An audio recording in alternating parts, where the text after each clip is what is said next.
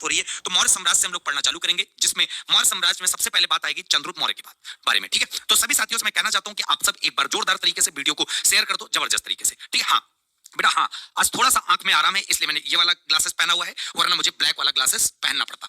रखा हुआ भी है, अगर दर्द होता है तो मैं ये पहन लूंगा। ठीक है, मुझे इसमें कोई रंगबाजी नहीं करनी है, मजबूरी में पहनता हूं, और मजबूरी में पहनना ही पड़ेगा बच्चे, क्या करूं, या तो क्लास पढ़ा लूं या तो भाई साहब अपनी बीमारी देख लूं। ठीक, दोनों चीजें कॉम्बिनेशन में चलती रहे तो ज्यादा बढ़िया है। ठीक है मेरे प्यारे बच्चे, चलिए सब लोग वीडियो को एक बार जोरदार तरीके से लाइक कर दो और सब लोग शेयर कर दो। मैं सभी साथियों से बस यही कहना चाहता हूं कि आप सब वीडियो को जोरदार तरीके से लाइक एंड शेयर कर दो। जय श्री कृष्णा, राधे राधे, जय श्री राम। ठीक है, हाँ देखो आप सबका अगर प्यार बना रहेगा तो बहुत अच्छा बना रहेगा। ठीक है, हाँ जबरदस्त तरीके से, क्लियर है।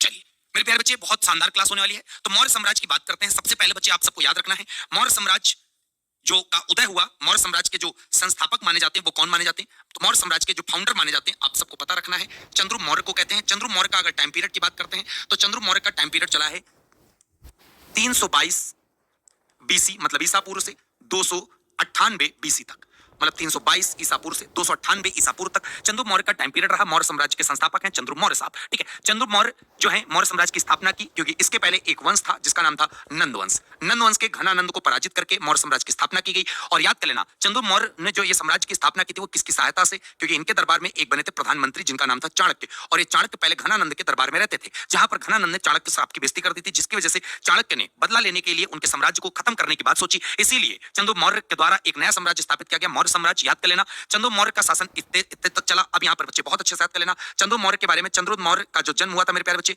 345 ईसा पूर्व में। चंद्रगुप्त मौर्य ने अपने मौर्य साम्राज्य की जो कैपिटल राजधानी बनाई वो किसको बनाई, तो मेरे प्यारे बच्चे याद कर लेना, वो राजधानी चंद्रगुप्त मौर्य ने बनाई किसको, तो पाटलिपुत्र को बनाई। किसको बनाई, पाटलिपुत्र को। चंद्रगुप्त मौर्य माना जाता है कि इन्होंने ही प्रथम अखिल भारतीय साम्राज्य की स्थापना की थी। अगर आपसे कह दिया जाए कि किस शासक के द्वारा पहले अखिल भारतीय साम्राज्य की स्थापना की गई, तो आप बता सकते हो प्रथम अखिल भारतीय साम्राज्य के संस्थापक बेटा चंद्रगुप्त मौर्य साहब ही माने जाते हैं। क्लियर है, इतनी बात समझ में आ गई। अब बात समझ लेना, चंद्रगुप्त मौर्य के जो गुरु का नाम अगर आपसे कह दूं क्या था, तो चंद्रगुप्त मौर्य के गुरु का नाम था भद्रबाहु, क्योंकि चंद्रगुप्त जो मौर्य थे, याद कर लेना, अपने जीवन के अंतिम दिनों में किस धर्म को अपना लिए थे, जैन धर्म को मानने लगे थे, मतलब जैन धर्म को संरक्षण देने वाले शासक थे। साथ में चंद्रगुप्त मौर्य के बारे में याद कर लेना, शब्द उल्लेख किया जाता है। चंद्रगुप्त मौर्य के बारे में कौन कौन से शब्दों का उल्लेख किया जाता है, तो मैं बता दे रहा हूं। एक शब्द याद कर लेना, एक शब्द होता है व्रसल। क्या होता है, व्रसल। और व्रसल शब्द जो है वो चंद्रगुप्त मौर्य के लिए बताया गया है। और एक शब्द उल्लेख होता है बेटा चंद्रगुप्त मौर्य के बारे में, उसका नाम है सैंड्रो कोट्स। क्या नाम है, सैंड्रो कोट्स। ये भी याद कर लेना मेरे प्यारे बच्चे।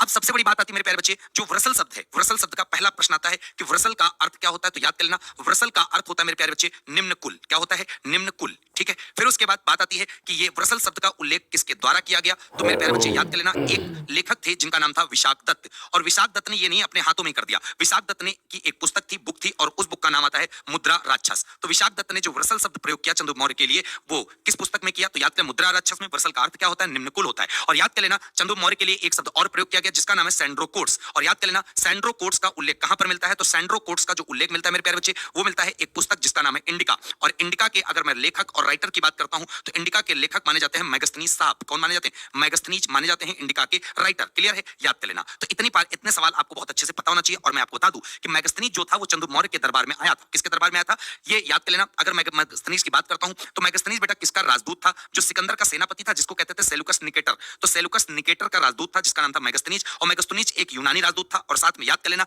ये किसके दरबार में आया था, तो चंद्रगुप्त मौर्य के दरबार में आया था। इतनी बात आपको बहुत अच्छे से क्लियर हो गई होगी। अब बात समझ लेना बहुत अच्छे से, एक युद्ध हुआ था। युद्ध किसके किसके बीच हुआ था, तो युद्ध हुआ था मेरे प्यारे बच्चे बहुत अच्छे से किसके किसके बीच, तो याद कर लेना, वो युद्ध हुआ था सेलुकस निकेटर के बीच में और साथ में चंद्रगुप्त मौर्य के बीच में। सीजी मौर्य लिख लेना, मतलब चंद्रगुप्त मौर्य। और इस युद्ध को चंद्रगुप्त मौर्य साहब जीत गए थे, सेलुकस निकेटर हार गए थे। ठीक है, इसके परिणाम स्वरूप क्या हुआ, एक संधि हुई। और उस संधि के तहत क्या हुआ, सेलुकस निकेटर की एक पुत्री थी जिसको कहीं कहीं हेलना बोलते हैं और कहीं कहीं कार्नेलिया बोलते हैं। तो सेलुकस निकेटर की एक पुत्री थी जिसका नाम था कार्नेलिया। कार्नेलिया का विवाह कर दिया गया किसके साथ, चंद्रगुप्त मौर्य के साथ। इसीलिए इस विवाह को इतिहास में, भारतीय इतिहास में पहला अंतरराष्ट्रीय विवाह माना जाता है चंद्रगुप्त मौर्य और कार्नेलिया के बीच। क्लियर है। अब यहाँ पे बात समझ लेना, सेलुकस निकेटर के दामाद हो गए कौन, चंद्रगुप्त मौर्य, और चंद्रगुप्त मौर्य के ससुर हो गए कौन, निकेटर साहब। अब क्या हुआ, दहेज में सेलुकस निकेटर के द्वारा 4 प्रांत भी दिए गए किसको, चंद्रगुप्त मौर्य को। 4 प्रांत दहेज स्वरूप प्रदान किए गए सेलुकस निकेटर द्वारा किसको, मौर्य साहब को।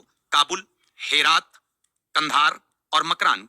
काबुल, हेरात, कंधार और मकरान, ये 4 प्रांत मेरे प्यारे बच्चे दिए गए किसको, तो याद कर लेना, चंद्रगुप्त मौर्य को दिए गए। किसके द्वारा दिए गए, सेलुकस निकेटर द्वारा दिए गए। और यहाँ पर ये भी याद कर लेना, चंद्रगुप्त मौर्य ने भी अपने ससुर को दिया था। ससुर को क्या उपहार में दिया, तो याद कर लेना 500 हाथी उपहार में दिए थे, 500 हाथी गिफ्ट स्वरूप दिए थे। तो इतनी बात भी आपको बहुत अच्छे से यहाँ पर क्लियर हो गई होगी। अब अगर मैं तुमसे कहता हूं चंद्रगुप्त मौर्य की पत्नी का क्या नाम है, चंद्रगुप्त मौर्य की पत्नी का नाम है यशोमती।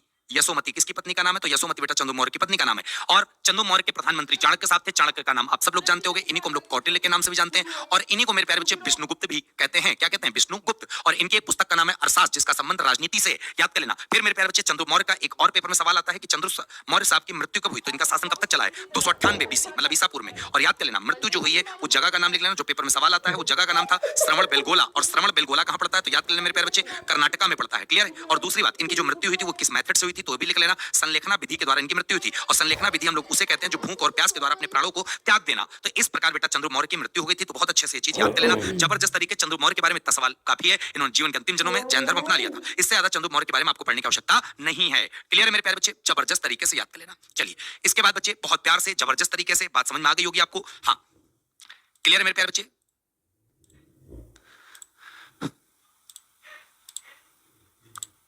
क्लियर है? हाँ ठंडा तो लग रहा है भैया। एक बच्चा कह रहा सर इतनी जल्दी क्या नाम है, इतनी जल्दी चलोगे तो हो गया। तो बेटा आप समझिए ना, आप बात को समझिए। ठीक, हाँ आप समझिए। चलिए तो कहने का मतलब है क्लियर है। चलिए सब लोग वीडियो को भैया एक बार लाइक और शेयर कर दो फटाफट तरीके से, तो हमें भी खुशी मिल जाए कि मेरे प्यारे बच्चे प्यार से बढ़िया पढ़ रहे हैं, अच्छे से समझ में आ रहा है सबको। सब लोग वीडियो को लाइक और शेयर कर देना। भाई देखो इस क्लास को अगर आप सोच रहे हो कि लंबा चलाना है, पूरा खत्म करवाना है, तो आपका सपोर्ट बहुत जरूरी है। आपका सपोर्ट जैसे जैसे डाउन होता जाएगा तो आप समझ सकते हो फिर। ठीक है, क्योंकि भाई जब आप ही नहीं पढ़ोगे तो मैं पढ़ाऊंगा किसको? क्लियर है? तो कहने का मतलब है आपका सपोर्ट इतना ज्यादा जरूरी है, इतना ज्यादा जरूरी है कि आपको यहाँ पे सपोर्ट करना पड़ेगा। ठीक है, हाँ। और रही बात स्लो पढ़ाने की, तो आप दोबारा वीडियो देख सकते हो यार। ठीक है भाई, स्लो कैसे पढ़ा सकता हूँ? खत्म। आप सोच रहे हो डेली 5 टारगेट 5 पेज पर कराने हैं, तुम आराम से धीरे धीरे पढ़ लेना। ठीक है, और थोड़ा सा स्पीड बढ़ाओ, वरना कैसे काम चलेगा? तुम सोच रहे हो फिर किताब 90 दिन में ऐसे हवा में खत्म हो जाएगी। फिर 90 दिन से जहां अगर 100 दिन हो गए तब हमको चिल्लाने लगोगे। 3 महीने की जगह 6 महीने हो गए फिर चिल्लाओगे कि मास्टर झूठ बोलता था। तो भाई मतलब क्या करूंगा मैं? ठीक है, चलिए नेक्स्ट बेटा।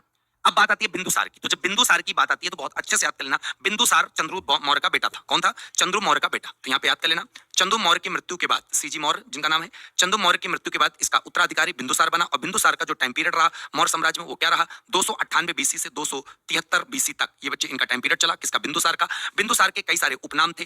क्या क्या? बिंदुसार को कहते हैं शत्रु का विनाश करने वाला, मतलब एक प्रकार से कह सकते हो अमित्रघात कहते हैं। ठीक है, तो बिंदुसार को हम लोग उपनाम जो अमित्रघात के नाम से जानते हैं। और साथ में बिंदुसार को वायु पुराण में क्या कहते हैं? वायु पुराण में क्या कहते हैं? तो याद कर लेना, बिंदुसार को वायु पुराण में वारिसार के नाम से जानते हैं। वारिसार के नाम से जानते हैं किसको? बिंदुसार को। क्लियर है? दूसरी बात, जैन ग्रंथ में क्या कहा जाता है इनको? तो जैन ग्रंथ में याद कर लेना इनको सिंह सेन के नाम से जाना जाता है।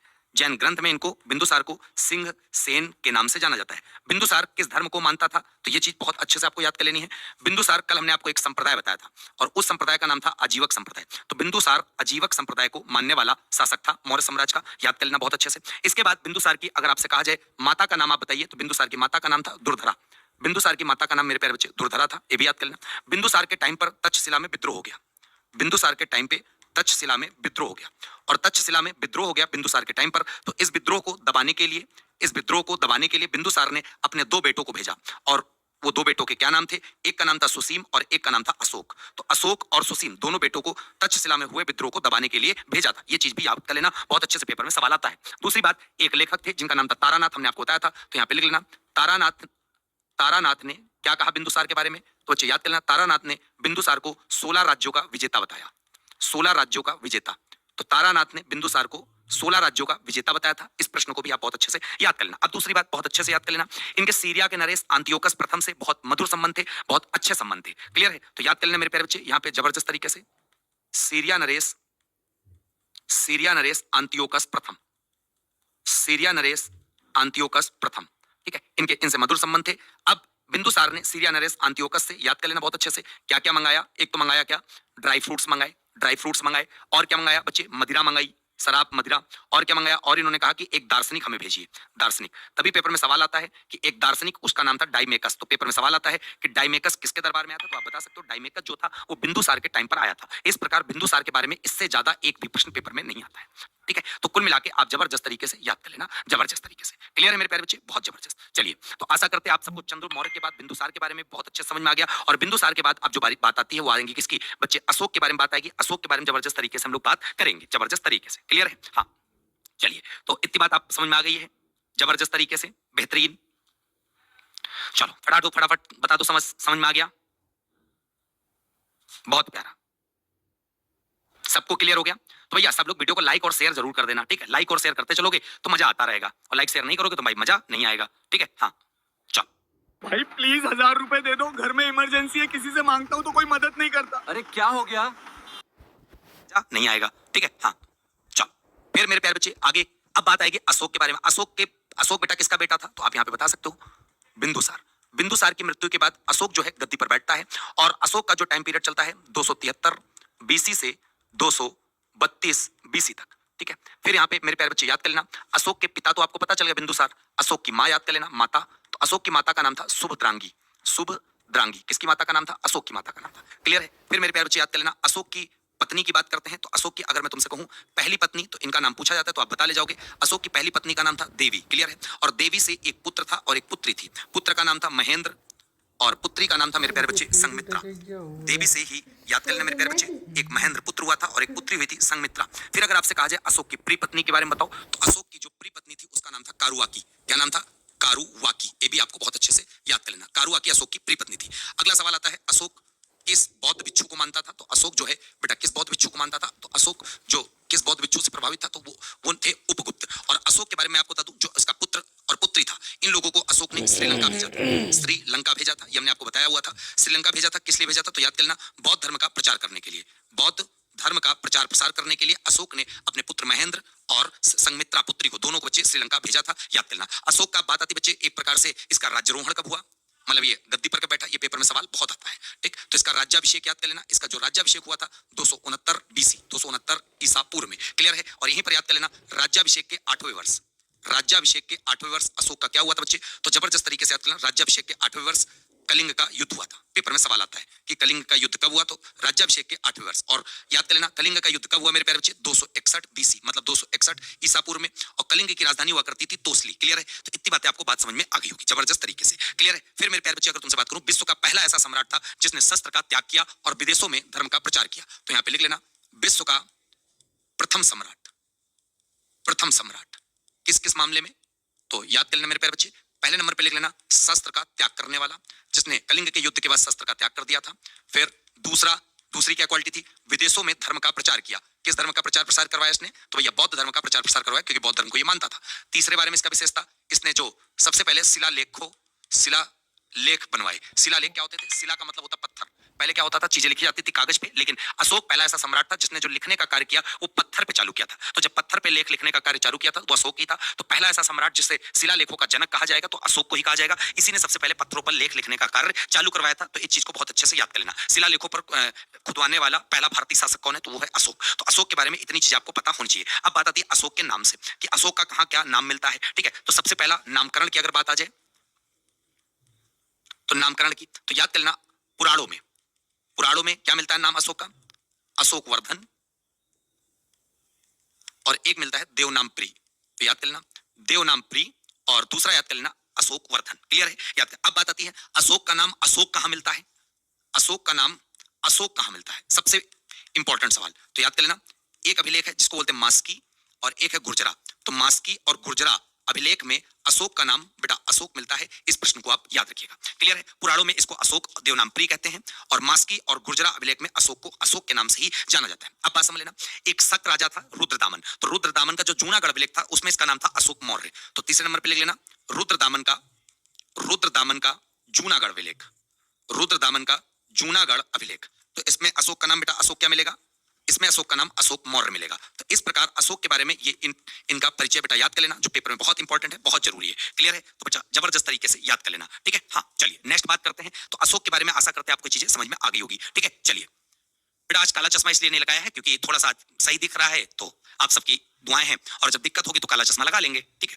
हम खुद ही नहीं चाहते यार ना लगाना पड़े, ठीक है? चलो इतनी बात समझ में आ गई होगी। तो मेरे प्यारे बच्चे, सब बच्चों से मैं कहना चाहता हूं कि आप सब बच्चे वीडियो को एक बार लाइक और शेयर कर दें फटाफट तरीके से, ठीक है? हाँ सभी लोग, अगर दिल से आपको यहां तक समझ में आया हो तो बस मैं यही चाहता हूं कि आप सब, ठीक है, वीडियो को लाइक और शेयर कर दे जबरदस्त तरीके से। सब लोग अपने अपने अंगूठे बटन को दबा दो, जिससे मेरा दिल खुश हो जाए धमाकेदार तरीके से। बहुत प्यारा। हाँ भाई देखो, लाइक और शेयर तो जरूर करते रहो, क्योंकि इस क्लास को इतना ज्यादा प्रमोट करना है कि सबको पता चल जाए कि भाई जीके ऐसी पढ़नी है ना कि जीके भाई याद हो जाए, दिमाग में आ जाए, ठीक है? हाँ चलिए, बहुत प्यारा।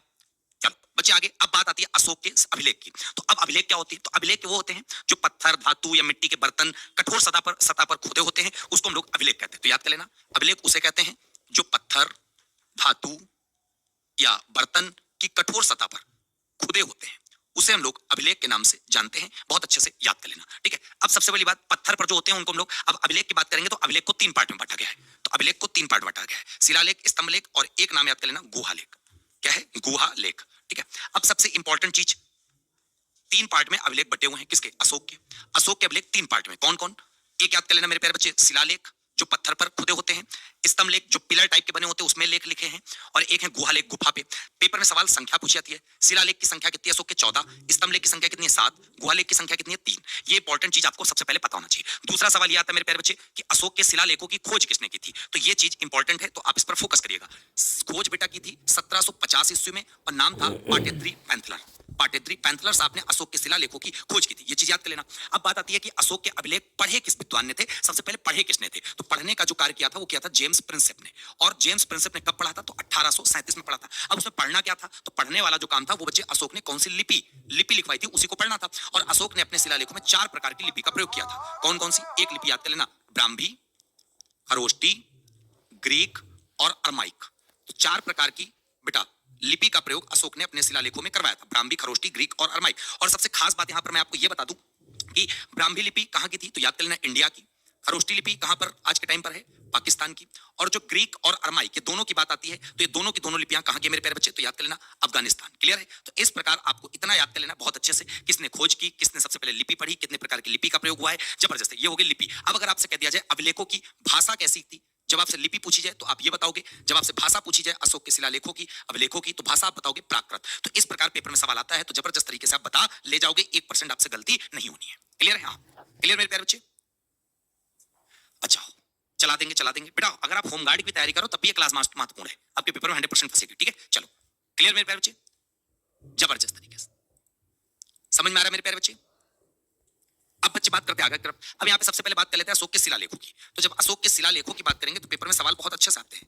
क्या आते हैं मेरे प्यारे बच्चे? तो देख लो, अशोक के शिलालेख, कितने शिलालेख हमने बताया आपको? तो अशोक के शिलालेख की संख्या हमने आपको बताई है मेरे प्यारे बच्चे, 14 है। कितनी है? 14। लेकिन क्या आपको 14 याद करने? नहीं, मैं बता दे रहा हूं। पहला शिलालेख आपको याद करना है, क्यों? क्योंकि इसमें कहा गया है पशुबल की मनाही, मतलब पशुबल, अगर कोई पशु को मारता है तो उसकी निंदा की गई है। पहले शिलालेख में ये कहा गया, ये याद करना है। दूसरे शिलालेख भी आपको याद करना है, मनुष्य और पशु दोनों की चिकित्सा व्यवस्था की गई है। मतलब अगर चाहे मनुष्य हो चाहे कोई पशु हो, अगर दोनों के दोनों अगर किसी प्रकार से बीमार हैं तो उनके लिए मेडिकल फैसिलिटी अवेलेबल कराई गई है। ये अशोक ने अपने शिलालेख में लिखवाया था, तो मतलब ये चीजें चलती थी। ठीक। तीसरा शिलालेख, इसमें राजकीय अधिकारियों को आदेश दिया गया है वे हर 5वें वर्ष जनता के पास जाएं। इसमें कुछ धार्मिक नियमों का भी उल्लेख है, ये इतना इंपॉर्टेंट नहीं है, बस याद कर लेना। चौथा शिलालेख, इसमें कठोर दंड की जगह क्षमादान की घोषणा की गई है, ये भी कम इंपॉर्टेंट है, याद पढ़ लेना।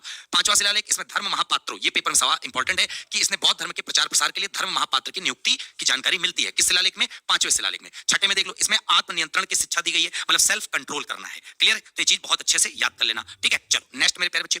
फिर उसके बाद 7वां और 8वें शिलालेख में अशोक ने अपनी अशोक के तीर्थ यात्रा का उल्लेख, मतलब जो अशोक ने तीर्थ यात्रा करी उसके बारे में 7वां और 8वां उल्लेख है, ये इंपॉर्टेंट है मेरे प्यारे बच्चे, याद कर लेना। ठीक है, इसके बाद मेरे प्यारे बच्चे आगे की तरफ देखो, नवा शिलालेख क्या है? नवा शिलालेख कह रहा है इसमें सच्चे धर्म की श्रेष्ठता का उल्लेख है, कम इंपॉर्टेंट है। फिर उसके बाद मेरे प्यारे बच्चे 10वां शिलालेख देख लो, तो 10वां शिलालेख क्या कह रहा है? तो 10वां शिलालेख बहुत अच्छे से याद कर लेना, कह रहा है इसमें अशोक ने आदेश दिया राजा तथा उच्च अधिकारी हमेशा प्रजा के हित में सोचे, ये भी कम इंपॉर्टेंट है। 11वां शिलालेख, इसमें धर्म की व्याख्या की गई है, तो ये चीज जरूर याद कर लेना, धर्म वाली चीजें तो जरूर। 12वां, इसमें सभी धर्म की समानता की बात कही गई है, धर्म मतलब वही धर्म की। 13वां शिलालेख स्टार बना हुआ है, स्टार मोस्ट इंपॉर्टेंट है, क्यों? इसमें कलिंग युद्ध के वर्णन किया गया 261 बीसी में। ठीक, और अशोक के हृदय परिवर्तन की बात कही गई है। यहीं से हमने कहा था कि इसमें करीब 1 लाख सैनिक मारे गए थे और 1.5 लाख सैनिक घायल हुए थे, किसमें? कलिंग के युद्ध में। जिसके बाद अशोक का पूरा एक प्रकार से क्या हो गया था?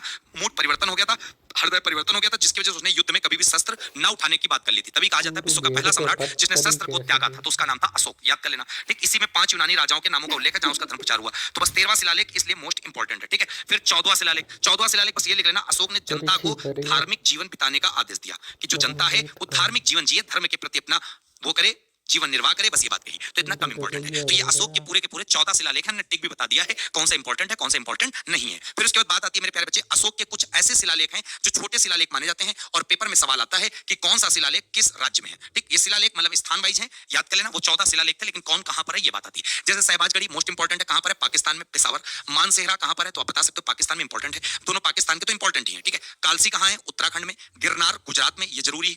धौली व जोगड़ा उड़ीसा में। एरण व रूपनाथ मध्य प्रदेश में। राजुल मंदसौर मध्य प्रदेश में। तो चारों याद कर लेना, मंदसौर, राजुल, एरण, रूपनाथ। सुपारा और सुरा महाराष्ट्र में। हरिराम बिहार में। भब्रू राजस्थान में। भब्रू जरूर इंपॉर्टेंट है, कहां पे? राजस्थान में। मस्की, गोवीमठ, ब्रह्मगिरी, जटिंगर, कोप्पल, गोपीमठ कर्नाटका में। सारनाथ यूपी में। और मेरे प्यारे बच्चे एक और याद कर लेना, यूपी में कौन सा है? सारनाथ। और एक याद कर लेना यूपी में और स्तंभ शिलालेख, लघु शिलालेख, जिसका नाम है अहरौरा। क्या नाम है? अहरौरा। तो इतने जो है एक प्रकार से जबरदस्त तरीके से याद कर लेना, ठीक है? हाँ, क्लियर है? तो कुल मिला के आपको ये बात समझ में आ गई होगी जबरदस्त तरीके से, ठीक? कौन सा लघु शिलालेख कहाँ है। फिर उसके बाद बात आ जाओ मेरे प्यारे बच्चे, अशोक के स्तंभ लेख की बात कर लेते हैं। तो जब अशोक के स्तंभ लेख की बात करते हैं तो ये भी मोस्ट इंपॉर्टेंट पेपर में पूछे जाते हैं कि अशोक के स्तंभ लेख से क्या क्या सवाल आते हैं। तो जरा जान लेते हैं अशोक के स्तंभ लेखों की बात, ठीक है? तो जब अशोक के स्तंभ लेख की बात करते हैं तो अशोक के स्तंभ लेख हमने आपको कितने बताए? तो अशोक के स्तंभ लेख हमने बता दिया आपको 7 है। कितने हैं? 7। तो 7 स्तंभ लेख में पहले नंबर पे कौन सा है? प्रयाग स्तंभ लेख। तो याद कर लेना, अशोक के बाद समुद्रगुप्त और जहांगीर के लेख भी इसी प्रयाग स्तंभ लेख में मिलते हैं, जो अशोक का ये पहला स्तंभ लेख था, जिसमें अशोक के तो मिलता ही है, साथ में समुद्रगुप्त का जो प्रयाग प्रशस्ति लेख कहा जाता है कि इसने जो एक प्रकार से बहुत अच्छे से भारत का नेपोलियन, ठीक है? फिर जहांगीर ने 1605 में प्रयाग स्तंभ स्थापित करवाया था। किसने? तो प्रयाग स्तंभ लेख हो गया। फिर दूसरा याद कर लेना, दिल्ली और टोपरा। क्लियर है? दिल्ली टोपरा। तो दिल्ली टोपरा स्तंभ नाम क्यों है? तो बात समझना, टोपरा जो है मेरे प्यारे बच्चे एक शहर है, कहां पे पड़ता है? हरियाणा में। तो जो बाद वाला नाम है ये समझ लेना, टोपरा में पहले स्थित था, लेकिन ये बाद में दिल्ली लाया गया। किसके द्वारा? फिरोज शाह तुगलक द्वारा इसको दिल्ली लाया गया। और इसकी जो ऊंचाई थी वो लगभग 13 मीटर थी। तो इस प्रकार ये बात आपको समझ में यहां पर आ गई होगी जबरदस्त तरीके से, दिल्ली टोपरा वाला। क्लियर है? फिर उसके बाद तीसरे नंबर पर मेरे प्यारे बच्चे ध्यान दीजिएगा, दिल्ली मेरठ। तो दिल्ली मेरठ, तो पहले ये कहां था बच्चे? पहले ये मेरठ में था, लेकिन ये मेरठ से कहां लाया गया? दिल्ली लाया गया। और लाया किसके द्वारा गया? तो याद कर लेना मेरे प्यारे बच्चे, एफटी। अब तुम समझोगे एफटी क्या है? एफटी का मतलब फिरोज शाह तुगलक है बच्चे। क्लियर है? याद कर लेना। अब अन्य स्तंभ है वो डायरेक्ट याद कर लो। रामपुरा स्तंभ कहां है? 4 नंबर पे, बिहार में। लौरिया आर्यराज कहां? बिहार में। लौरिया नंदनगढ़ कहां? बिहार में। सारनाथ स्तंभ कहां? 4 सिंहों की मूर्ति और सारनाथ स्तंभ लेख यूपी में पड़ता। और एक याद कर लेना, संकिंसा स्तंभ। संकिंसा कहां पर है? यूपी में। क्लियर हो गई बात? याद कर लेना, जो सारनाथ वाला है वो स्तंभ लेख में नहीं माना जाता, वो 4 सिंह की मूर्ति से हमने आपको ये पढ़ा दिया है। क्लियर है? जबरदस्त तरीके से आपको बात समझ में आ गई होगी, बेहतरीन तरीके से। क्लियर है? चलो तो बच्चे बहुत जबरदस्त तरीके से इतनी बात आपको क्लियर हो गई होगी, ठीक है? चलो नेक्स्ट मेरे प्यारे बच्चे, मौर्य प्रशासन के बारे में जरा देख लेते हैं। देखिए जो आपके लूसेंट का इंपॉर्टेंट पॉइंट है, सारे पॉइंटों को मैं आपको कंप्लीट कराऊंगा, कोई भी पॉइंट आपका छूटने नहीं दूंगा, ठीक है? हाँ, कोई भी पॉइंट आपका छूटने में नहीं दूंगा, ये चीज आपको याद कर लेना है। क्या? चलिए पहले नंबर पे है न्याय व्यवस्था। न्याय व्यवस्था मौर्य प्रशासन में क्या थी? तो कौटिल्य के अनुसार राजा जो होता था, राजा वो न्याय का सर्वोच्च अधिकारी होता था। अगर तुमसे कह दिया जाए मौर्य साम्राज्य में न्याय देने का सबसे बड़ा अधिकारी कौन होता था, तो वो होता था राजा। क्लियर है? याद कर लेना मेरे प्यारे बच्चे। क्लियर है? चलिए, अशोक का 7वां अभिलेख न्याय व्यवस्था से संबंधित है, ये मौर्य साम्राज्य के न्याय व्यवस्था से। इसमें सुनवाई में धर्मयुक्ता, दया और न्याय का उल्लेख है, कम इंपॉर्टेंट है। अशोक ने अपराधियों को दंड के स्थान पे क्षमा देने की नीति अपनाई थी। कितना प्यारा सा सवाल है। अगर अपराध कोई करता था मौर्य साम्राज्य में, तो मेरे प्यारे बच्चे उसमें अशोक क्या करता था? अशोक जो करता था, बहुत अच्छे से याद कर लेना, दंड नहीं देता था, वो दंड की जगह क्षमा दे देता था। क्लियर है? उसके बाद मेरे प्यारे बच्चे यहाँ पर जो अगला आएगा, वो जो दूसरे नंबर पे ये इसी के ऊपर चढ़ गया है, तो ये थोड़ा सा मिस्टेक हो जाती है पीपीटी बनाने में। केंद्रीय शासन व्यवस्था। क्या नाम है? केंद्रीय शासन व्यवस्था। अब मौर्य साम्राज्य की केंद्रीय शासन व्यवस्था क्या थी? तो मौर्य साम्राज्य में केंद्रीय शासन व्यवस्था की अगर बात करें, तो जैसे न्याय का सर्वोच्च अधिकारी राजा था, उसी प्रकार केंद्रीय शासन का भी प्रमुख अधिकारी राजा होता था। कहानी की तरह समझो कि अशोक जब मौर्य शासन चलता था तो वहां पर न्याय देने का सबसे बड़ा अधिकारी कौन था? राजा था, 7वें अभिलेख में था, ठीक है? और अशोक कभी दंडित नहीं करता था अपराधियों को, उनकी जगह वो क्षमा कर देता था। और जैसे आज के टाइम पर केंद्रीय शासन प्रधानमंत्री चलाते हैं, उसी प्रकार मौर्य साम्राज्य में राजा ही चलाता था। और जैसे आज के टाइम पर प्रधानमंत्री को सहायता देने के लिए मंत्रिपरिषद होती है, उसी प्रकार राजा को सहायता देने के लिए एक काउंसिल ऑफ मिनिस्टर, मंत्रिपरिषद होती थी। और मंत्रिपरिषद में 12 से 20 सदस्य होते थे मौर्य साम्राज्य में। याद कर लेना, जैसे आज के टाइम पर तो बहुत सारे मंत्री हो जाते हैं, उनकी एक संख्या निश्चित होती है। क्लियर? याद कर लेना बहुत जबरदस्त तरीके से। हाँ, मंत्रियों की नियुक्ति योग्यता के आधार पर होती थी। और आज के टाइम पर मंत्रियों की नियुक्ति कैसी होती है? आज के टाइम पर मंत्रियों की नियुक्ति होती है चुनाव के आधार पर। जो मंत्री चुनाव जीत गया, काम हो गया उसका। क्लियर है? तो कहने का मतलब है, ये बात आपको समझ में आ गई होगी कि मौर्य साम्राज्य में न्याय व्यवस्था क्या थी, केंद्रीय शासन व्यवस्था क्या थी। इसके बाद मेरे प्यारे बच्चे आगे जब बात करते हैं, तो देखो इसमें मौर्य प्रशासन में और क्या बात समझते हैं। तो मौर्य प्रशासन में अब हम जो बात समझेंगे जबरदस्त तरीके से, वो क्या समझेंगे? तो मेरे प्यारे बच्चे यहाँ पे बात समझना जबरदस्त तरीके से, ठीक? अमात्य एवं अधिकारी, अमात्य एवं अधिकारी, इसके बारे में हम लोग जानते हैं। तो अमात्य एवं अधिकारी के बारे में क्या इंपॉर्टेंट पॉइंट है वो देखते हैं। अमात्य राज्य के उच्च अधिकारी होते थे, याद कर लेना। और अमात्य की जो संख्या होती थी मौर्य प्रशासन में, वो 18 होती थी। अमात्य 4 वर्ग में विभाजित होते थे। कितने वर्ग में? 4 वर्ग में विभाजित होते थे। अधिकारी राज्य के प्रशासन, न्याय, राजस्व, सेना आदि का कार्य देखते थे। बस इतना याद कर लेना, मौर्य काल में अमात्य की संख्या कितनी होती थी? तो उनकी संख्या 18 होती थी। क्लियर है? हाँ, चलो इतनी बात आपको समझ में आ गई होगी जबरदस्त तरीके से। फिर प्रांतीय प्रशासन देख लो। मौर्य साम्राज्य में जो प्रांत थे, उनकी संख्या मेरे प्यारे बच्चे 5 थी। पेपर में बहुत प्यारा सवाल आता है। और प्रत्येक प्रांत का शासन कुमार के द्वारा किया जाता था या आर्यपुत्र के द्वारा किया जाता था। प्रांतों का विभाजन विषयों में किया जाता था। क्लियर है? जबरदस्त तरीके से। बस 2 पॉइंट इंपॉर्टेंट है और ये दोनों छोड़ दो। फिर उसके बाद जिला एवं ग्राम प्रशासक, ठीक? तो यहाँ पे ये ग्राम प्रशासन के बारे में बता दें हम आपको। ग्राम प्रशासन, ठीक? ग्राम प्रशासन के बारे में क्या इंपॉर्टेंट है? सबसे छोटी इकाई क्या होती थी? तो ग्राम होती थी। ग्राम का प्रधान क्या कहलाता था? ग्रामिक। जैसे आज के टाइम पर ग्राम के प्रधान को हम लोग सरपंच कहते हैं, प्रधान कहते हैं, शहरों में हम लोग सभासद कहते हैं। तो सारी चीजें आप सब बहुत अच्छे जानते होंगे, ठीक। ग्राम सभा ग्रामीण मामलों का संचालन करती थी। ग्राम स्तर पर कर वसूली और सुरक्षा व्यवस्था होती थी। बस इतना इंपॉर्टेंट है। सबसे ज्यादा सवाल ग्रामिक का यहाँ पर पूछा जाता है। क्लियर है? इसके बाद मेरे प्यारे बच्चे अब यहाँ पर आगे देख लो कि यहाँ पर नगर प्रशासन कैसा था मौर्य काल में। तो नगर प्रशासन 30 सदस्यों की समिति द्वारा संचालित होता था। एक पेपर में सवाल यही पूछा जाता है, यही हमने आपको बताया है कि मौर्य साम्राज्य में नगर प्रशासन कितने सदस्यों द्वारा? 30 सदस्यों की समिति द्वारा। कर व्यवस्था, राजस्व व्यवस्था क्या थी? तो मौर्य साम्राज्य में जो मुख्य मेन टैक्स होता था वो होता था भूमि कर, लैंड रेवेन्यू। उपज का 1/6 देना पड़ता था। अगर आपने ये मान लो 60 किलो गेहूं पैदा किया तो 60 किलो का 10 किलो आपको टैक्स के रूप में मौर्य साम्राज्य में देना पड़ेगा। क्लियर है? याद कर लेना बहुत अच्छे से। उसके बाद व्यापार कर, चुंगी कर, सिंचाई कर भी लिया जाता था। इतना इंपॉर्टेंट नहीं है। कर संग्रह का कार्य ये याद कर लेना राज्य अधिकारी द्वारा करते थे। क्लियर होगी बात? ये बात भी आपको समझ में आ गई होगी। इसके बाद मेरे प्यारे बच्चे आगे की तरफ जब देखते हैं, तो जब आगे की तरफ मेरे प्यारे बच्चे जब देखते हैं, पेज नंबर 17 चल रहा है यहाँ पर, ठीक है। तो आगे की तरफ क्या है? सेना व्यवस्था। मौर्य सेना बहुत शक्तिशाली थी। मैगस्थनीज के अनुसार, जो मैगस्थनीज इंडिका पुस्तक लिखे थे वो चंद्र मौर्य के टाइम पर आए थे, उन्होंने बताया था कि करीब 6 लाख पैदल सिपाही थे, 30,000 घुड़सवार थे, 9,000 हाथी थे, 8,000 रथ थे। और ये बात कोई और नहीं बताया, मैगस्थनीज ने अपनी पुस्तक इंडिका में बताया है। ये चीज याद कर लेना। सेना का संचालन युद्ध मंत्रालय द्वारा किया जाता था, जैसे आज के टाइम पर रक्षा मंत्रालय वो काम करता है। गुप्तचर व्यवस्था, जैसे आज के टाइम पर आईबी होता है, रा होता है, सीबीआई होता है, इसी प्रकार जबरदस्त तरीके से गुप्तचर विभाग भी बहुत मजबूत था इनका। स्त्री और पुरुष दोनों स्पाई सिस्टम का काम करते थे, खुफिया वाला, ठीक। राज्य की गोपनीय सूचनाएं राजा तक पहुंचाई जाती थी। बस इतना याद करना। अब जो सबसे इंपॉर्टेंट चीज है, मौर्य समाज में समाज कितने भागों में बांटा था, ये पेपर में सवाल आता है। समाज जो था 7 वर्ग में विभाजित होता था, और 7 वर्ग ये डायरेक्ट आपके लगे हुए हैं। कौन कौन? दार्शनिक, कृषक, पशुपालक, व्यापारी, सैनिक, अधिकारी, दास। और 7 वर्गों में बांटने का कार्य पता किसने किया था? ये बांटने का कार्य किया था मैगस्थनीज ने।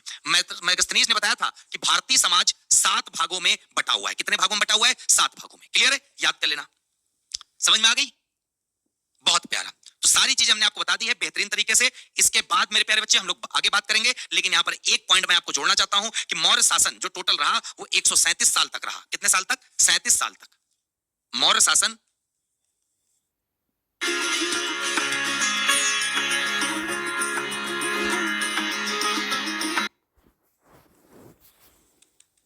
कितने साल तक रहा? 137 ईयर, 137 साल रहा। दूसरी बात, मौर्य शासन का अंतिम राजा कौन था? मौर्य वंश का अंतिम राजा कौन था? अंतिम राजा था बृहदत्त। कौन था? बृहदत्त। याद कर लेना। क्लियर है? अंतिम राजा जो था बच्चे वो था बृहदत्त। याद कर लेना। कौन? मौर्य साम्राज्य का अंतिम राजा। तो भैया मौर्य साम्राज्य समझ में आ गया। इसके बाद हम लोग बात करेंगे आगे की तरफ, लेकिन उसके पहले मैं चाहता हूं कि आप सब एक बार वीडियो को लाइक और शेयर ठोक दो और कमेंट करके मुझे बता दो क्या आपको सबको सच में मजा आ रहा है। हाँ देखो भाई, मेरा काम है, हमने आपसे वादा किया है तो पढ़ाएंगे तो अच्छा पढ़ाएंगे, तो अच्छा हम आपको पढ़ाने की पूरी कोशिश कर रहे हैं। और अभी भी बहुत सारे बच्चे बहुत सारी कमी भी निकालेंगे, तो भाई निकालने दो भाई, कमी तो निकलेगी, ठीक है। कमी तो निकलनी तय है, उसमें कोई बड़ी बात है नहीं, ठीक है। तो कमी निकलनी तय है। चलो बेटा, लूसेंट का बुक है और आप सब अगर लूसेंट का बुक नहीं लियो तो ले लो, तो ज्यादा बढ़िया और मजा आएगा। ना लेना हो ना ले लो, तो तुम्हारी मर्जी, ठीक है। चलो, सबको मजा आ रहा है? बहुत प्यारा। चलो मैं चाहता हूं कि सभी बच्चे वीडियो को जोरदार तरीके से लाइक और शेयर कर दें भैया। लाइक और शेयर कर देंगे तो हमें दिल खुश हो जाएगा, ठीक है मेरे प्यारे बच्चे। सभी बच्चे जोरदार तरीके से लाइक और शेयर ठोक दें।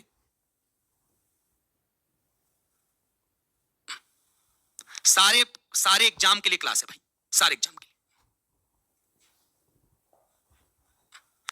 ठीक है। चलो सब लोग लाइक अपना अंगूठा दबा दो। चलिए, love you love you love you मेरे प्यारे बच्चे। सब बस 100% सिलेक्शन हो जाएगा, बस पढ़ के तो देखो एक बार। ये पानी दे दो, पुत्र वो उसमें। चलो आगे बढ़े। तो मेरे प्यारे बच्चे जब आगे बढ़ते हैं तो यहाँ पर लिखा हुआ ब्राह्मण साम्राज्य। तो ब्राह्मण साम्राज्य की जब बात आती है तो बहुत अच्छे से पेपर में सवाल बनता है। कुछ मौर्य काल के बाद जो स्टार्ट हुआ था मेरे प्यारे बच्चे, उसका नाम था, बहुत अच्छे से याद कर लेना, उसका नाम था मौरोत्तर काल। क्या बोलते हैं? मौरोत्तर काल। और मौरोत्तर काल में ही आता है क्या? मौरोत्तर का मतलब समझते हो आप? मौरोत्तर का मतलब होता है कि मौर्य काल के बाद का समय मौरोत्तर काल कहलाता है। क्लियर है? दूसरी बात, मौरोत्तर काल में जितने भी वंश का शासन करेंगे वो ब्राह्मण साम्राज्य माने गए। सारे के सारे ये कैसे होते हैं? ब्राह्मण होते हैं, ठीक है। ये सारे के सारे वंश कैसे थे बेटा? ब्राह्मण थे। बहुत अच्छे से याद कर लेना।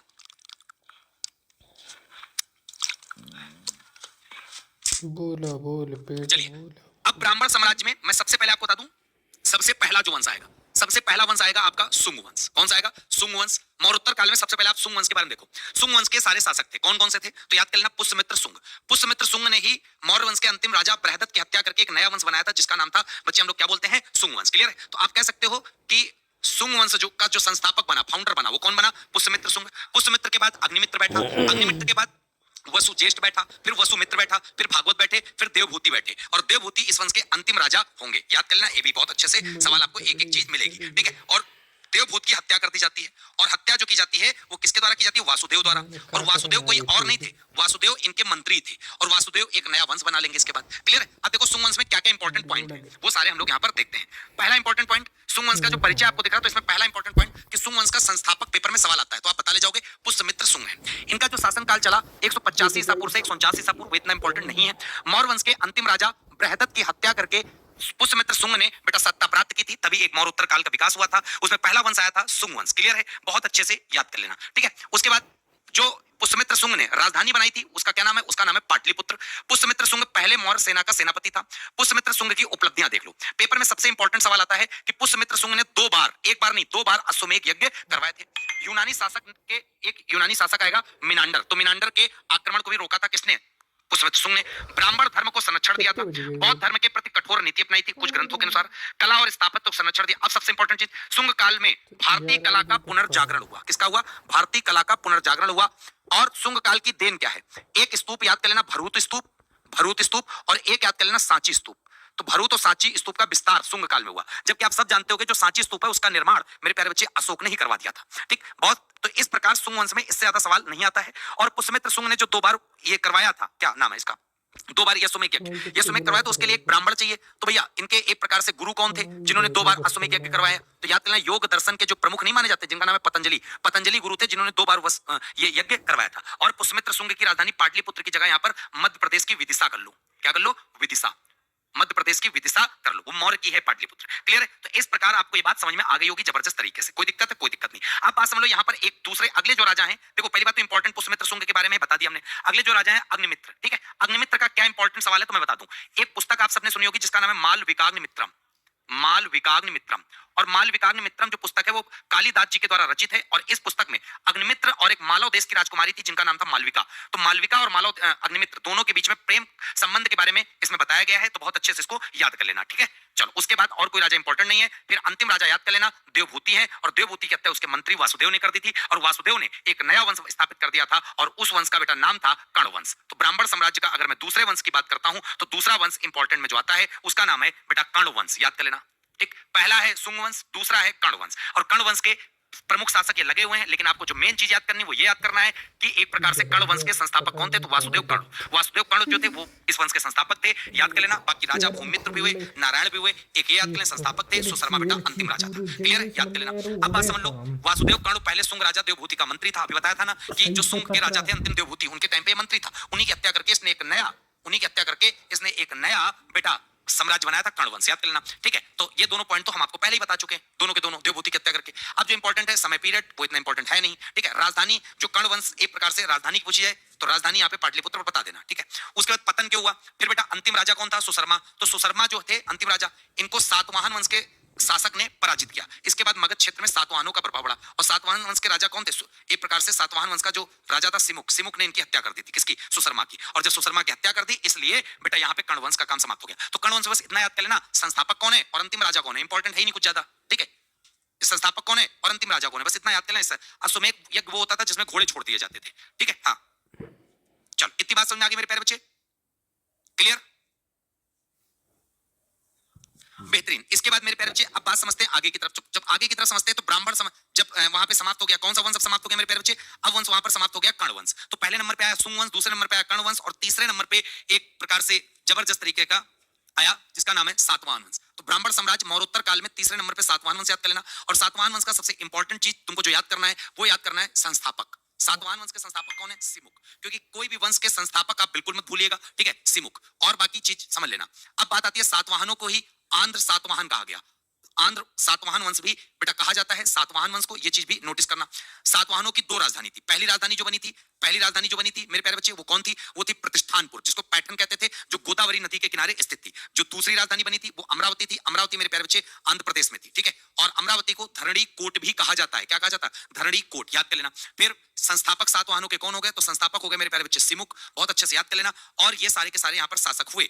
काना कृष्ण हुए, सतकर्णी हुए, गौतमी पुत्र सतकर्णी। गौतमी पुत्र नाम यहाँ पे क्यों स्टार बना हुआ है? इसलिए स्टार्ट हुआ क्योंकि सातवाहन वंश जो था वो मात्र प्रधान था, इसमें माता को प्रायोरिटी मिलती थी और बाकी सारे वंश में पिता प्रधान था। ठीक, इसीलिए इस यहाँ के जो राजा होते थे वो अपने नाम के आगे माता का नाम लगाते थे। ये चीज यहाँ पर याद कर लेना। ठीक है, सातवाहनों वंश की सबसे अगला सवाल आता है कि इनकी राजकीय भाषा कैसी थी? तो इनकी राजकीय भाषा प्राकृत थी और इनके जो अभिलेख थे वो ब्राह्मी लिपि में थे। क्लियर है? दूसरी बात, इन्होंने बौद्ध धर्म को प्रायोरिटी संरक्षण भी दिया और प्रमुख स्तूप जो सातवाहनों का था वो था अमरावती स्तूप। क्या नाम था? अमरावती स्तूप। दूसरी बात, सातवाहनों का सवाल आता है तो इन्होंने सीसे और पोटीन के सिक्के चलवाए थे। सीसे प्लस पोटीन के सिक्के चलवाए। तो सीसे और पोटीन के सिक्के किसके द्वारा चलवाए गए? तो याद कर लेना मेरे प्यारे बच्चे, सीसे और पोटीन के सिक्के चलवाए गए सातवाहनों वंश के द्वारा। सातवाहन राजा के द्वारा सीसे और पोटीन के सिक्के चलवाए थे। दूसरी बात, ब्राह्मण साम्राज्य का सबसे ज्यादा उत्थान इन्हीं के टाइम पे हुआ क्योंकि इन्होंने सबसे पहले ब्राह्मणों को भूमि दान देना शुरू किया। ब्राह्मणों को भूमि दान देना शुरू किया। तो ब्राह्मणों को सबसे पहले भूमि दान किसने देना स्टार्ट किया? तो याद कर लेना, ब्राह्मणों को भूमि दान देना शुरू सबसे पहले बेटा किसने किया? तो नाम याद कर लेना, जो नाम है सातवाहन। क्लियर है? जबरदस्त तरीके से चीजें याद कर लेना, बहुत बेहतरीन तरीके से ये सारे के सारे सवाल तुमको मिलेंगे। क्लियर है? तो आशा करते भैया सातवाहन वंश भी आपको समझ में आ गया होगा। क्लियर है? चलिए कमेंट करके बता दो समझ में आ गया मेरे प्यारे बच्चे। इसके बाद हम लोग बात करेंगे आगे की तरफ। ठीक है,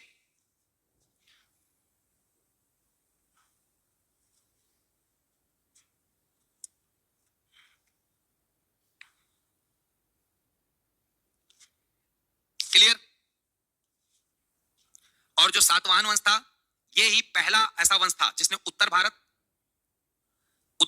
और दक्षिण भारत दोनों को जोड़ने का एक पुल की तरह कार्य किया।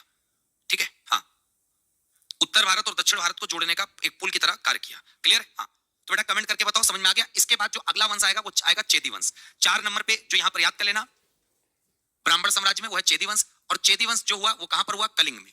कलिंग। ठीक, कलिंग की अगर मैं राजधानी की बात करता हूं तो यहां पे याद कर लेना तोसली थी। क्या थी? तोसली। क्लियर है? और यहीं पर मेरे प्यारे बच्चे याद कर लेना चेदी वंश का जो फाउंडर की बात करते हैं महामेघ वामन।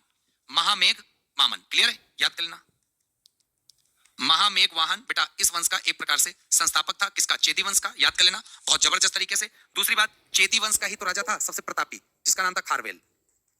प्रतापी राजा कौन था? खारवेल। और जो चेदी वंश था वो बेटा किस धर्म को बढ़ावा देता था? वो याद कर लेना जैनिज्म, मतलब जैन धर्म को बढ़ावा देता था। क्लियर है? ये सवाल भी आपको याद कर लेना है। और खारवेल का ही एक अभिलेख था, उस अभिलेख का नाम था हाथी गुम्फा अभिलेख। और हाथी गुम्फा अभिलेख जो था यही एक अभिलेख था जिससे पता चलता था सबसे पहले भारतवर्ष का, जो भारतवर्ष का सबसे पहले जिक्र हुआ था वो बच्चे बहुत अच्छे से याद कर लेना।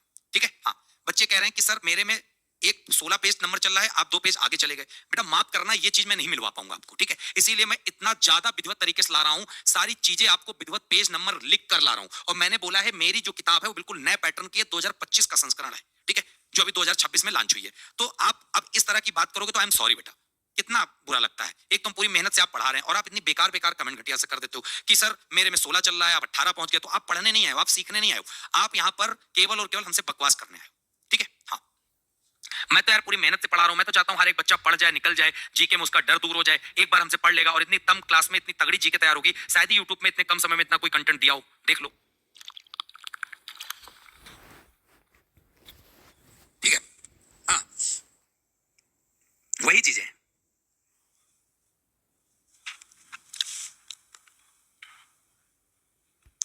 चलिए, और तुमको अगर बकवास करनी तो भाई बंद कर दे क्लास, और क्या। हम बिल्कुल एक एक चीज यार, अब देखो यहाँ पे जैसे आएगा भारत के यवन राज्य, आप मिला लो 18 नंबर पेज में मिलेगा। ठीक है? हाँ, और आगे पीछे तो देखो आधा और एक पेज का आगे पीछे चलेगा। क्यों चलेगा? अच्छा मान लो एक पेज में वो संगम युग स्टार्ट हुआ, अब संगम युग 19 में भी है, 20 में भी है और 21 में भी है। अब क्या करेंगे भाई? अब जब टॉपिक आएगा तभी तो वहां शुरू करेंगे हम। ठीक है? क्लियर है? राज्य, तो जब भारत के यवन राज्य की बात करेंगे तो सबसे पहले याद कर लेना, चाहे इनको यवन राज्य बोल लो या बोल सकते हो भारत पर विदेशी आक्रमण। भारत पर विदेशी आक्रमण, तो भारत पर विदेशी आक्रमण बहुत अच्छे से याद कर लेना। ये पेपर में सवाल बहुत अच्छे से आते हैं और ये क्रम आपको याद कर लेना है। क्या क्रम रहने वाला है? हिंद यूनानी, सबसे पहले आक्रमण करने वाले कौन थे? हिंद यूनानी। हिंद यूनानी को बोलते हैं इंडो ग्रीक, ये भी याद कर लेना, इंग्लिश वाला वर्ड। और दूसरे नंबर पे जो आक्रमण किए हैं वो शक, और तीसरे नंबर पे जो आक्रमण किए हैं वो पहलव, और पहलव को हम लोग बोलते हैं पर्थियन। क्लियर है? और 4 नंबर पे जो आक्रमण किए हैं वो किए हैं कुषाण। क्लियर है? इतनी बात आपको याद रखनी है। अब मेरे प्यारे बच्चे सबसे पहले बात आती है हिंद यूनानी की, इंडो ग्रीक। इंडो ग्रीक में 2 वंश थे, कौन कौन? एक का नाम था डिमेट्रियस वंश, डिमेट्रियस वंश, और एक वंश का नाम था यूक्रेटाइड्स वंश, यूक्रेटाइड्स वंश।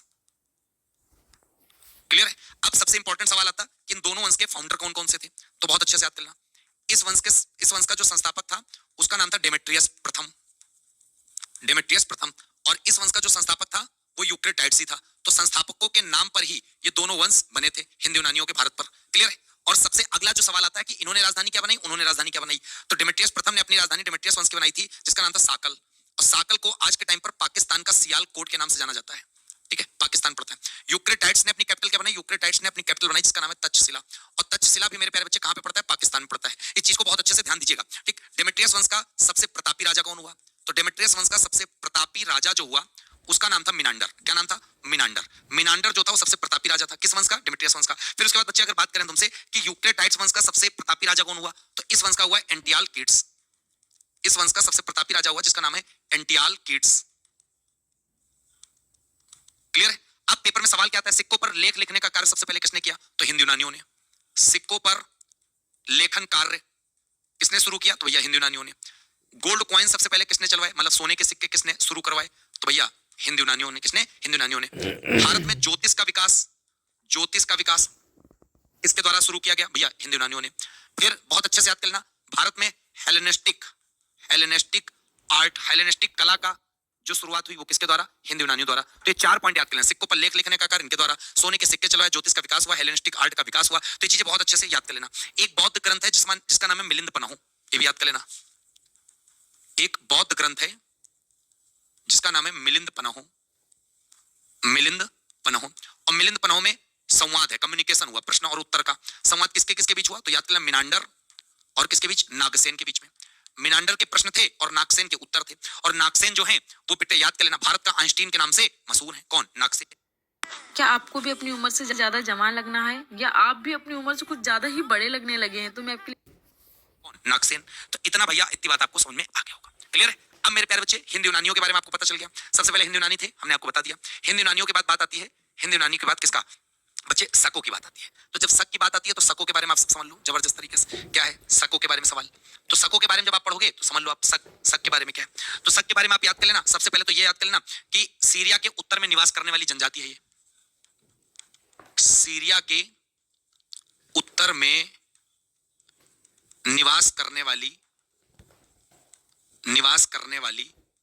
जनजाति मतलब ट्राइब है, उसको क्या बोलते हैं, उसको हम लोग शक के नाम से बोलते हैं। दूसरी बात बहुत अच्छे से याद कर लेना, शक लोग भारत क्यों आए थे, शक लोग भारत चारागाह की खोज में आए थे। चारागाह की खोज में शक लोग भैया इंडिया आए थे। क्लियर है?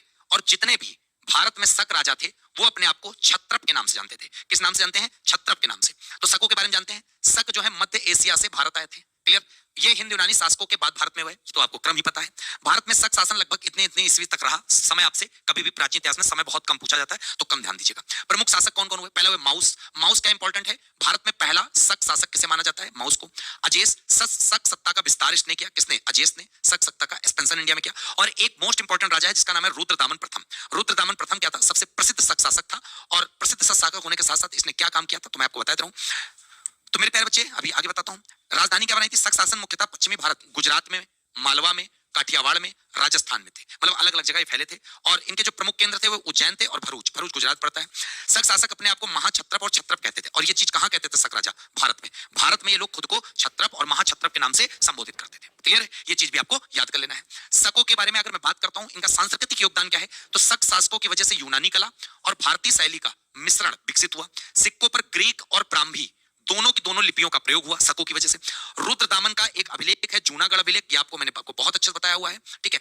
और पहला ऐसा अभिलेख था, सबसे बड़ा अभिलेख था जो संस्कृत लैंग्वेज में बना था, रुद्रदामन का जूनागढ़ अभिलेख। क्लियर है? और जूनागढ़ मैंने आपको बताया था कहां पड़ता है, गुजरात। जीजे का मतलब गुजरात। फिर शक शासन का अंत गुप्त शासक चंद्रगुप्त विक्रमादित्य ने किया। अब भैया जब विक्रमादित्य ने इसका अंत किया था तो बहुत अच्छे से वो समय क्या माना जाता है, वो माना जाता है याद कर लेना 57 या 58 बीसी, ये समय करीब माना जाता है। और इस समय को कहते हैं विक्रम संवत। क्लियर है? तो विक्रम संवत जब शकों को चंद्रगुप्त विक्रमादित्य द्वारा पराजित किया गया था तो समय चल रहा था 57-58 बीसी मतलब ईसा पूर्व, और उसी समय को नाम दे दिया गया विक्रम संवत। तो पेपर में सवाल आता है विक्रम संवत का, मोस्ट इंपॉर्टेंट है। क्लियर है? तो कुल मिलाकर शकों के बारे में सारी चीजें इंपॉर्टेंट यहाँ पर खत्म होती है। ठीक है? अब बच्चे बहुत अच्छे से बात आएगी शक के बाद। देखो पहले नंबर पे हिंदू यूनानी हो गए, दूसरे नंबर पे शक हो गए। यहाँ पे मैं आपको सारे बता दूं, पहले नंबर पे हिंदू यूनानी हो गए, ये हमने आपको बता दिए। दूसरे नंबर पे शक हो गए आपके, और तीसरे नंबर पे पहलो पार्थियन के बारे में कुछ भी इंपॉर्टेंट नहीं है, ठीक है, याद कर लेना। अब 4 नंबर पे हम लोग जो पहुंचेंगे वो बात करेंगे कुषाण की। तो कुषाण वंश के बारे में पहुंचते हैं, जबरदस्त जानते हैं। ठीक है, चलो कुषाण वंश के बारे में सबसे पहले मैं आपको बता दूं, ये पश्चिमी चीन की यूची जनजाति के लोग होते थे। पश्चिमी चीन की, यहां पे लिख लेना, पश्चिमी चीन के यूची जनजाति, तो पश्चिमी चीन के यूची जनजाति के लोग थे ये लोग। क्लियर है? दूसरी बात, दूसरा सवाल बहुत अच्छे से याद करना, इसके संस्थापक कौन थे? इसके संस्थापक माने जाते हैं फाउंडर कुजुल कड़फिसेस को, कुजुल कड़फिसेस। तो कुजुल कड़फिसेस को भैया संस्थापक माना जाता है किसका? कुषाण वंश का। क्लियर है? दूसरी बात, इसने अपनी कैपिटल क्या बनाई थी? तो इसने अपनी राजधानी 2 बनाई थी। कौन कौन? कुजुल कड़फिसेस ने अपनी जो कैपिटल बनाई वो 2 बनाई। पहली कैपिटल जो कुजुल कड़फिसेस ने बनाई थी उसका नाम था पुरुषपुर, पुरुषपुर, और पुरुषपुर को आज के टाइम पर हम लोग पेशावर के नाम से जानते हैं। और दूसरी राजधानी कुजुल कड़फिसेस ने जो बनाई थी वो मथुरा को बनाई थी। किसको? उत्तर प्रदेश के मथुरा को। ये प्रश्न भी आपको याद कर लेना है। दूसरी बात, कुजुल कड़फिसेस के बाद जो एक प्रकार से अगला शासक गद्दी पर बैठा उसका नाम है विम कड़फिसेस। क्या नाम है? विम कड़फिसेस, विम कड़फिसेस, याद करना। और जो विम कड़फिसेस है भैया, यही वास्तविक संस्थापक माना जाता है। संस्थापक तो कुजुल कड़फिसेस को बोलते हैं, लेकिन अगर तुमसे कहते हैं रियल फाउंडर कौन थे, तो विम कड़फिसेस। दूसरी बात, सबसे पहले सोने के सिक्के चलवाए किसने? तो याद कर लेना मेरे प्यारे बच्चे, हिंदू यूनानियों ने। लेकिन अगर तुमसे कहते हैं सबसे शुद्ध सोने किसने सिक्के चलवाए, तो कुषाणों ने। सबसे गोल्ड, प्योर गोल्ड कॉइंस, शुद्ध सोने के सिक्के चलवाने का कार्य किया तो भैया इन्होंने किया। क्लियर है? इसके बाद जो गद्दी पर बैठता है वो कौन बैठता है? कनिष्क। और कनिष्क ही मेन है कुषाणों का। क्यों? क्योंकि मोस्ट पावरफुल। अगर तुमसे कह दे सबसे शक्तिशाली कुषाणों में राजा कौन हुआ, तो वो कनिष्क। कनिष्क के टाइम पे याद कर लेना चौथी बौद्ध संगीति हुई थी, जो आपको मैंने कल के लेक्चर में बताया था। और ये भी बताया था इसी बौद्ध संगीत जो कुंडलवन जम्मू कश्मीर में हुई थी, इसी बौद्ध संगीति में बौद्ध धर्म 2 भागों में बढ़ गया था, हीनयान और महायान के बारे में। क्लियर है? याद कर लेना मेरे प्यारे बच्चे। दूसरी बात, कनिष्क जब गद्दी पर बैठा तो वो वर्ष था 78 ईस्वी।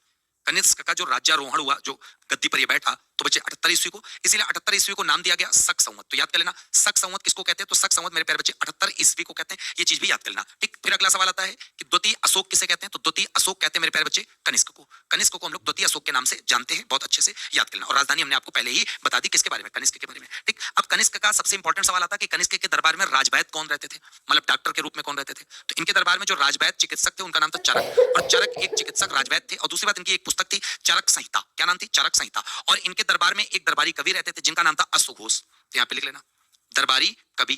कनिष्क के दरबार में एक दरबारी कवि थे और उन दरबारी कवि का नाम था अश्वघोष। अश्वघोष ने पुस्तकें लिखी थी, कौन कौन सी, तो याद करना बुद्ध चरित, सौंदरानंद, बुद्ध चरित, और कौन सी पुस्तक थी, सौंदरानंद, और सारिपुत्र प्रकरण, सारिपुत्र प्रकरण। ये सब अश्वघोष की पुस्तकें थी जो बेटा कनिष्क के दरबार में थे तब से। क्लियर है? तो इस प्रकार याद कर लेना। दूसरी बात, चीन से जो भारत के बीच में सिल्क मार्ग था, जो सिल्क मार्ग था, तो बच्चे एक प्रकार से उसकी भी खोज कनिष्क कुषाणों के द्वारा की गई थी। और सबसे इंपॉर्टेंट चीज याद कर लेना, कनिष्क के टाइम पर गंधार शैली और मथुरा शैली का विकास हुआ था। ठीक है? कनिष्क के टाइम पे 2 शैली का विकास हुआ था, एक गंधार शैली और एक मथुरा शैली। तो गंधार शैली और मथुरा शैली का विकास मेरे प्यारे बच्चे किसके टाइम पर हुआ था, तो मेरे प्यारे बच्चे याद करना बहुत अच्छे से, वो कनिष्क के टाइम पर हुआ था। ठीक, ये भी आपको याद करें। और मैंने बताया था बुद्ध की सबसे पहली मूर्ति जो बनी थी वो मथुरा शैली में, और बुद्ध की सबसे ज्यादा जो मूर्ति बनी थी वो गंधार शैली में। क्लियर? तो इस प्रकार आपको कुषाण वंश के बारे में बहुत अच्छे से पता चल गया होगा। अब कुषाण वंश यहाँ पे समाप्त होता है मेरे प्यारे बच्चे। अब आप बारी है प्रश्नों की। ठीक है? क्योंकि अब संगम युग बचा है। संगम युग 19 नंबर में भी थोड़ा है और 20 में भी है, और मेरे प्यारे बच्चे 21 में भी है। 21 में होने की वजह से संगम युग आज चालू नहीं करेंगे, संगम युग की शुरुआत हम लोग कल से करेंगे। क्लियर है? तो आशा करते हैं यहां तक कि आपको पूरा समझ में आएगा। अब हम प्रश्नों को कर लेते हैं। पेज नंबर 15 से जो आपने पेज नंबर पढ़ा उससे जो सवाल निकले तो उससे देखते हैं। सबसे पहला सवाल है अशोक का राज्याभिषेक किस वर्ष हुआ था, तो अशोक का राज्याभिषेक 269 ईस्वी में हुआ था। ठीक है? और उसके 8वें वर्ष ही कलिंग का युद्ध हुआ था 261 ईसा पूर्व में। अशोक के पिता का क्या नाम था, तो अशोक के पिता का नाम बिंदुसार था, और बिंदुसार के पिता का नाम चंद्रगुप्त मौर्य था। बहुत प्यार से आप समझो कि सारे सवालों को बहुत अच्छे से आपने पढ़ा हुआ है। ठीक है? चलो, कलिंग युद्ध किस वर्ष हुआ था, अभी मैंने बताया 261 ईसा पूर्व में। और कलिंग का युद्ध जो अशोक और राजा खारवेल के बीच में हुआ था, दोनों लोगों के बीच में। ठीक है? अशोक के अभिलेख मुख्य रूप से किस लिपि में लिखे गए थे, तो अशोक के अभिलेख ब्राह्मी लिपि में भी लिखे गए थे, खरोष्टी में भी लिखे गए थे, ग्रीक और अरमाइक में भी लिखे गए थे। पर ब्राह्मी भारत में थी और ग्रीक और अरमाइक अफगानिस्तान में थी, और मेरे प्यारे बच्चे जो खरोष्टी थी वो पाकिस्तान में थी। क्लियर है? तो चलिए, तो इतने प्रश्न आपको पेज नंबर 15 से भी चल रहे। 15 नंबर पेज का अगला सवाल है अशोक के शिलालेखों का मुख्य उद्देश्य क्या था, तो अशोक के शिलालेखों का मुख्य उद्देश्य था धर्म का प्रचार करना। किसका प्रचार करना, धर्म का प्रचार करना। मेरे प्यारे बच्चे आगे सवाल हम लोग जब 16 नंबर पेज में पढ़ेंगे उसके पहले मैं आप सबसे चाहता हूं कि आप सब एक बार जोरदार तरीके से वीडियो को लाइक कर दो और शेयर कर दो। और मेरे प्यारे बच्चे सब लोग हमारा टाइम नोट कर लो, कितने बजे, शाम 6 बजे। तो शाम 6 बजे आ जाया करो। और ये क्लास आप सबको पता है मेरे प्यारे बच्चे कब से कब तक है, तो ये क्लास है मंडे टू फ्राइडे। तो सोमवार से शुक्रवार ये क्लास आपको मिल रही है, बहुत अच्छे से याद कर लेना। ठीक है? सोमवार से शुक्रवार ये क्लास आपको मिल रही है। क्लियर है? तो जबरदस्त तरीके से मैं आपको बता दे रहा हूं, बेहतरीन तरीके से। सब लोग वीडियो को एक बार लाइक कर दो। देखो, जिन लोगों ने अभी अंगूठा नहीं दबाया, अंगूठा दबा दे भाई। और ठीक है, दिल से बताओ, मजा आता है ना क्लास में, मजा आता है ना, बजे होना चाहिए टाइम भैया। अशोक ने राज्याभिषेक के कितने वर्ष बाद धम्म यात्रा शुरू की थी?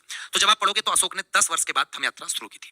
अशोक द्वारा निर्मित प्रसिद्ध स्तूप किस स्थान पर है? तो आप सबको पता है सांची में है, और सांची कहां पर है? मध्य प्रदेश में पड़ता है। क्लियर? कहां पड़ता है? क्लियर है? हाँ, तो बहुत अच्छे से आप जबरदस्त तरीके से याद कर लेना। क्लियर है? चलो, बच्चे कह रहे हैं सर आप पूरी लूसेंट का हर एक सब्जेक्ट कंप्लीट कराएंगे। बेटा कंप्लीट तो मैंने सोचा सब कुछ कराऊंगा, लेकिन आपका सपोर्ट मिलेगा तो ना। चलो नेक्स्ट बेटा, अशोक के अभिलेख मुख्य रूप से किस लिपि में लिखे गए थे? तो अशोक के, अभी मैंने बताया बेटा, ब्राह्मी लिपि में। अशोक के शासन में धर्म प्रचार के लिए नियुक्त अधिकारी को क्या कहते थे? तो धर्म प्रचार के लिए सिंपल से बात धम्म महापात्र। धम्म मतलब धर्म होता है, तो आराम से इसको आप बता ले जाओगे। उसके बाद अगला, अशोक के शिलालेखों की खोज सबसे पहले किसने की थी? तो खोज की थी बच्चे, बहुत अच्छे से याद कर लेना। शिलालेखों की खोज अगर पूछा जाए तो यहाँ पे पटेंद्र, शिलालेखों की लिपि पूछी जाए तो आप बताओगे तो जेम्स प्रिंसेप, नहीं तो खोज तो पैटेड्री पैंथलर था, आपने पढ़ा भी था। ठीक है, तो पेज नंबर 16 के 5 सवाल हो गए। इसके बाद बात करते हैं पेज नंबर 17 के। अशोक के शिलालेख किस भाषा में पाए जाते हैं? तो सिंपल सी बात, भाषा प्राकृत है। अशोक को किस नाम से जाना जाता है? तो देव नाम प्री और प्रियदर्शी भी और धर्मा अशोक भी, मतलब सभी नामों से जाना जाता है। D option is the correct option. ठीक है, अगला, मौर्य साम्राज्य में सबसे छोटी प्रशासनिक इकाई क्या थी? तो सबसे छोटी प्रशासनिक इकाई बेटा ग्राम होती थी। मौर्य काल में भूमिकर सामान्यतः कितना लिया जाता था? उपज का 1/6 भाग भूमिकर लिया जाता था। सारे सवालों को तुमने बहुत अच्छे से पढ़ा हुआ है। ठीक है, अगला, सातवाहन वंश का, पेज नंबर 18 का सवाल है, सातवाहन वंश का संस्थापक कौन था? सातवाहन का बेटा सिमुक था। सातवाहन वंश की प्रारंभिक राजधानी क्या थी? प्रारंभिक थी प्रतिष्ठानपुर, और दूसरी वाली मैंने आपको बताई थी अमरावती वाली। ठीक है, सातवाहन शासकों की राजभाषा क्या थी? सातवाहन शासकों की राजभाषा संस्कृत थी। भारत पर आक्रमण करने वाले विदेशी आक्रमणकारियों में कौन शामिल था? तो बच्चे शक भी थे, कुषाण भी थे, हिंद यूनानी भी थे, तो आंसर लगा देना उपरोक्त सभी answer is the correct answer लग जाएगा। अगला, पेज नंबर 19 का सवाल है, भारत में शक संवत की शुरुआत किसने की? मैंने आपको बताया कि जब कनिष्क गद्दी पर बैठा था 78 ईस्वी में। कब? 78 ईस्वी में, 78 ईस्वी में। तो भैया कौन सा संवत शुरू हुआ? तो आप सब बता सकते हो, शक संवत। कुषाण वंश का संस्थापक कौन था? कुषाण वंश का था कुजुल कटफिसस। ठीक, वास्तविक संस्थापक था विम कटफिसस, और जो कनिष्क था वो सबसे प्रतापी राजा। क्लियर है? नेक्स्ट मेरे प्यारे बच्चे, 19 नंबर पेज के अगले सवाल, कनिष्क की राजधानी कहां थी? तो कनिष्क की राजधानी बेटा पुरुषपुर पेशावर पहली राजधानी थी, और मथुरा दूसरी थी। बौद्ध धर्म की चौथी बौद्ध संगीति किसके टाइम पर हुई थी? कनिष्क के टाइम पर। कहां पर? जम्मू कश्मीर के कुंडल वन में। क्लियर है? तो इस प्रकार आपके सारे सवाल यहां पर हो गए। अब आपको कमेंट